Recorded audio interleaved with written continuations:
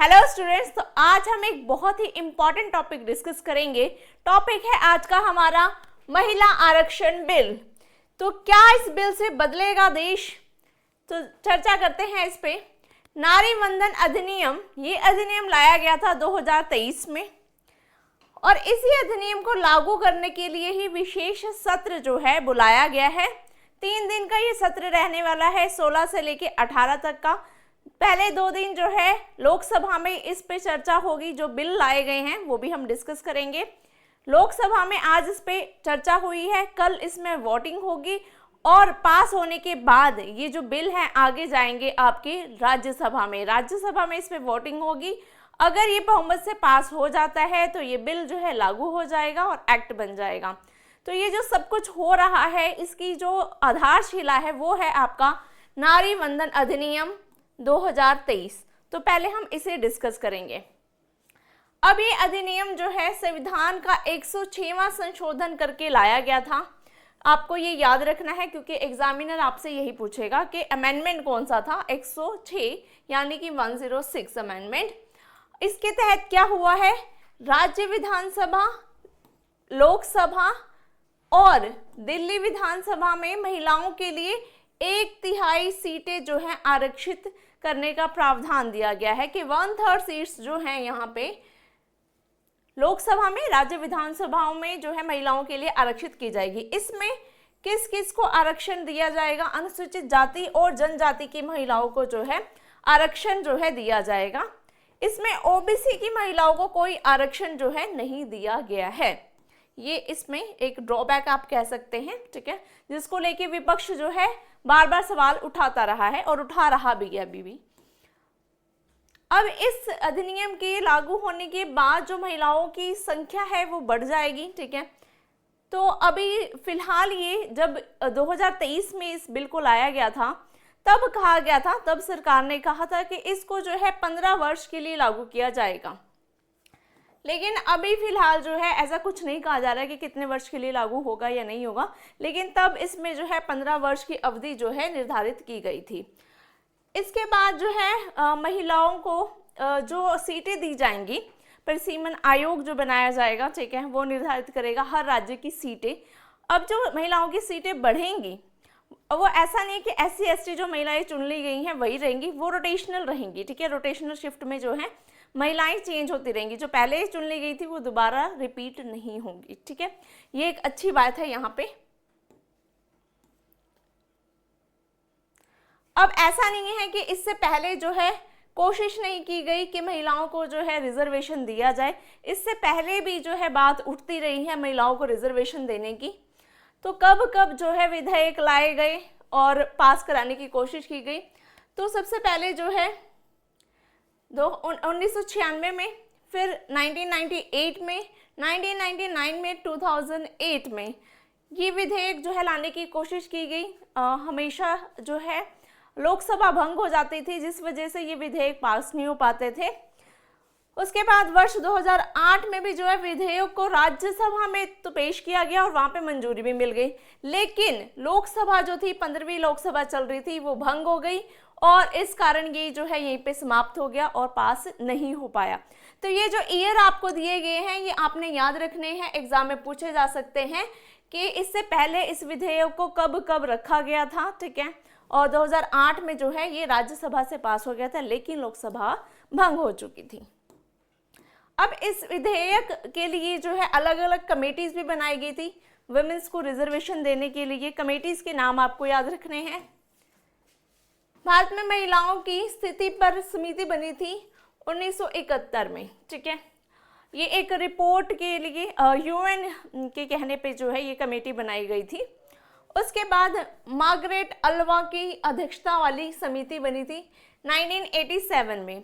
ये जो Margaret Alva committee जो बनाई गई थी इसमें महिलाओं को जो है 73rd जो आपका अमेंडमेंट है और 74th अमेंडमेंट जो आपकी बात करता है, 73rd में पंचायती राज की बात की गई है और 74 में नगर पालिका की बात की गई है। तो 73rd और 74th अमेंडमेंट में यहाँ पे जो है महिलाओं को आरक्षण दिया गया था पंचायत राज में और नगर पालिका में भी।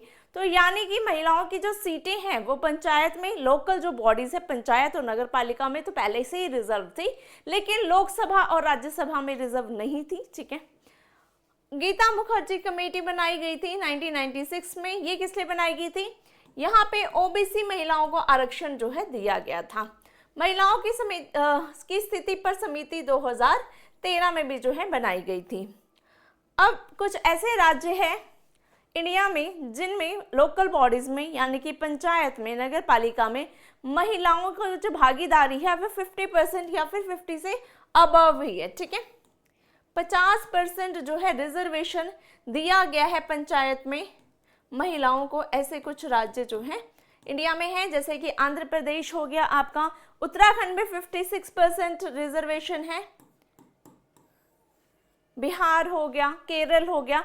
ऐसे राज्यों में जो भागीदारी है लोकल बॉडीज में महिलाओं की वो 50% या 50 से अबव है।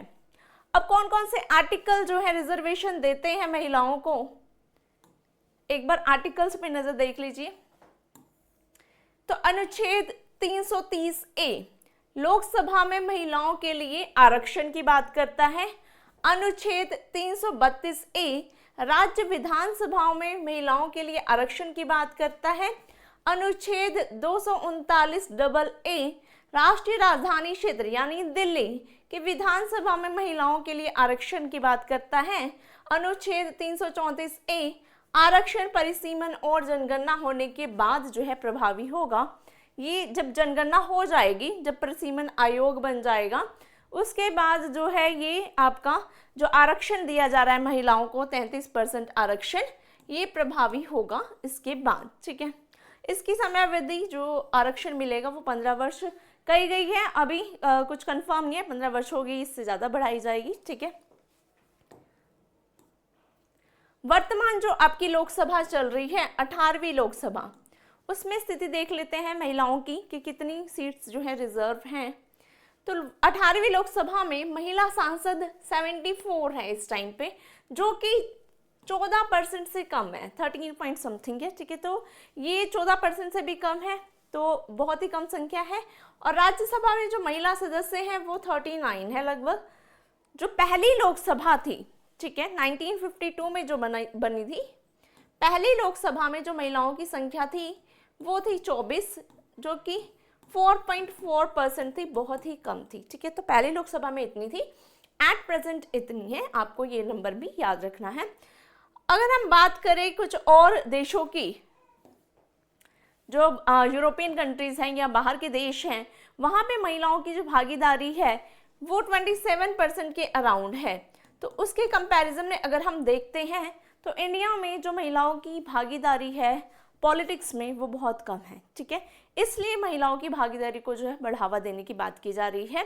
और ये भी देखा गया है कि जहाँ पे महिलाओं की भागीदारी संसद में, पॉलिटिक्स में ज़्यादा होती है, वहाँ पे उन देशों में करप्शन रेट कम देखा गया है। और महिलाएं जो हैं शिक्षा पे और एजुकेशन पे, हेल्थ पे, इन चीज़ों पे जो है बात करती हैं, ऐसे मुद्दे उठाती हैं जो देश के लिए अच्छे हैं। और महिलाओं की भागीदारी अगर पॉलिटिक्स में होगी, इससे जीडीपी बढ़ने की भी आशंका है कि जीडीपी रेट जो है देश का बढ़ेगा और देश के लिए अच्छा ही माना जाएगा। अब इसके लिए अभी जो चर्चा चल रही है, जो विशेष सत्र बुलाया गया है 18 घंटे का, उसमें कौन कौन से 3 विधेयक जो है लाए गए हैं, कौन कौन से 3 कानून पास किए गए हैं, कह सकते हैं की बात हो रही है, अभी पास हुए नहीं है, कल इस पे वोटिंग होगी। संविधान का 131वां संशोधन विधेयक 2026, इसमें महिलाओं के जो 33% रिजर्वेशन है वो लागू करने के लिए जो लोकसभा की सीट्स हैं, एट प्रेजेंट जो लोकसभा सीट्स हैं वो 543 है। ठीक है, मैक्सिमम, और इसे बढ़ा के अभी कहा जा रहा है कि ये 850 तक हो जाएगी, जिसमें से 815 तो आपके राज्यों से होंगी और बाकी की जो 35 है वो कहाँ से होगी, यूनियन टेरिटरीज यानी कि केंद्र शासित प्रदेशों में से होगी। ठीक है, तो ये जो नंबर ऑफ सीट्स है ये बढ़ाने की बात कर रहे हैं कि सीट्स बढ़ेंगी लोकसभा में, उसके बाद ही जो है महिलाओं को इसका 33% जो है इसमें आरक्षण दिया जा सकेगा। तो इस बिल को पास करने की बात की जा रही है। परिसीमन विधेयक 2026 अब इसके तहत क्या है परिसीमन विधेयक। तो परिसीमन आयोग जो है वो क्या काम करता है, उसका काम होता है कि राज्यों में जो जनसंख्या है उसके आधार पे सीटों का जो है बंटवारा किया जाए। तो जिस राज्य में ज़्यादा जनसंख्या होगी वहाँ पे जो है नंबर ऑफ सीट्स ज़्यादा होंगी, ठीक है। तो राज्यों में और केंद्र शासित प्रदेशों में जो है सीट्स का बंटवारा करता है। तो ये परिसीमन आयोग जनगणना के आधार पे ये तय कर पाएगा। लेकिन जो जनगणना है लास्ट हुई थी 2011 में, उसके बाद होनी थी 2021 में, जो कि नहीं हो पाई कोविड की वजह से।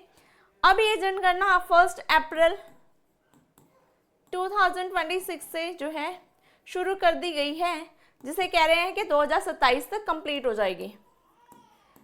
तो 2027 तक ये जनगणना कंप्लीट होगी। उसके बाद परिसीमन आयोग बनेगा और वो डिसाइड करेगा कि इस राज्य में कितनी सीटें होनी चाहिए। उन सीट्स के आधार पे जो है फिर वुमेन्स को उसमें रिजर्वेशन मिलेगा। तो इससे जो क्या होगा कि काम जो है बढ़ जाएगा। 2027 की रिपोर्ट आएगी, फिर परिसीमन आयोग बनेगा, फिर रिजर्वेशन लागू होगा। तो ये रिजर्वेशन फिर 2034 तक जो है लागू हो पाएगा। लेकिन सरकार चाहती है कि रिजर्वेशन को जल्दी से जल्दी जो है लागू किया जा सके। तो सरकार ने ये जो विधेयक लाया है, इसके अकॉर्डिंग जो परिसीमन आयोग है ये 2011 की जनगणना जो हुई थी उसको ही बेस बनाएगा और उसी आधार पर जो है राज्यों में सीट्स को जो है बढ़ाएगा, ठीक है। जो पहले लास्ट वाला जो परिसीमन आयोग था 1971 की जनगणना के आधार पर जो है सीटों का बंटवारा किया गया था और इसे फ्रीज कर दिया गया था 2026 के लिए कि 2026 तक सीट्स जो है लोकसभा राज्यसभा में नहीं बढ़ाई जा सकती। तो अब इस फ्रीज को हटाया जाएगा, अब सीट्स को जो है बढ़ाया जाएगा और 2011 की जो जनगणना है उसको आधार यहाँ पे लिया जाएगा। केंद्र शासित प्रदेश कानून संशोधन विधेयक 2026, इसके तहत जो यूनियन टेरिटरीज आपकी जैसे कि दिल्ली है, जम्मू कश्मीर, पुदुचेरी, यहाँ पे भी वुमेन्स को 33% रिजर्वेशन दिया जाएगा। तो ये 3 विधेयकों पे चर्चा हुई है और इन पे ही वोटिंग की जाएगी। अब यहाँ पे जो विपक्ष है वो क्या सवाल उठा रहा है, उनकी चिंता का विषय क्या है। तो उनकी चिंता का विषय है पॉपुलेशन, क्योंकि परिसीमन आयोग या सीटों का बंटवारा जो है वो पॉपुलेशन के बेस पे होने वाला है। तो जो पॉपुलेशन में इंक्रीज हुआ है वो नॉर्थ में ज़्यादा हुआ है, ठीक है। नॉर्थ इंडिया में जो है पॉपुलेशन बढ़ी है और साउथ में जो है घटी है या फिर कह सकते हैं स्टेबल है, नाम मात्र का ही जो है बढ़ोतरी देखने को मिली है क्योंकि साउथ ने अपनी पॉपुलेशन को कंट्रोल में रखा। अब इससे क्या होगा कि साउथ वालों को यहाँ पे जो है नुकसान देखने को मिलेगा, यहाँ पे उनकी सीट्स जो है घट सकती हैं, ठीक है, कम होने की संभावना है या फिर उतनी रहेगी। तो साउथ को कोई फायदा नहीं होने वाला, जबकि नॉर्थ की सीट्स जो है बढ़ जाएगी एकदम से, ठीक है। तो 8 से 50 में से मेजॉरिटी ऑफ सीट्स जो है कहाँ से रहने वाली है, नॉर्थ इंडिया से रहने वाली है। और नॉर्थ इंडिया में जो बीजेपी है उसका बहुमत है, ठीक है, और जो विपक्ष वाले हैं जो कि साउथ में हैं या बाकी जो आपकी पार्टीज हैं उनका बहुमत कहीं ना कहीं कम हो जाएगा इससे। तो ये कहा जा सकता है कि इसमें अगर किसी ने नॉर्थ को जीत लिया, यानी नॉर्थ में जिस पार्टी ने अपनी जो है पकड़ मजबूत कर ली उसने पूरे इंडिया को जीत लिया, यानी वो सेंटर में आ जाएगी पार्टी, ठीक है। और ये जो मास्टर स्ट्रोक है ये इसलिए भी जो है मारा गया है इस बार कि 2029 का जो चुनाव है उसको टारगेट किया गया है कि अगर ये अभी लागू कर दिया जाएगा तो जो वुमेन्स है वो कहीं ना कहीं उन पर एक इम्पैक्ट पड़ेगा, वो इन्फ्लुएंस होंगी और जो है एक तरफा जो है वोटिंग हो सकती है यहाँ पे। तो 2029 के चुनाव को टारगेट करते हुए जो है ये विधेयक लाए गए हैं। आई होप आपको ये टॉपिक अच्छे से समझ आया होगा। आपको जो भी यहाँ पे क्वेरीज हैं जो पूछना चाहते हैं आप कमेंट में पूछ सकते हैं और ऐसी वीडियोस देखने के लिए हमारा जो चैनल है यूट्यूब चैनल उसको सब्सक्राइब कर लीजिए, इस वीडियो को लाइक और शेयर कर दीजिए। Thank you for watching.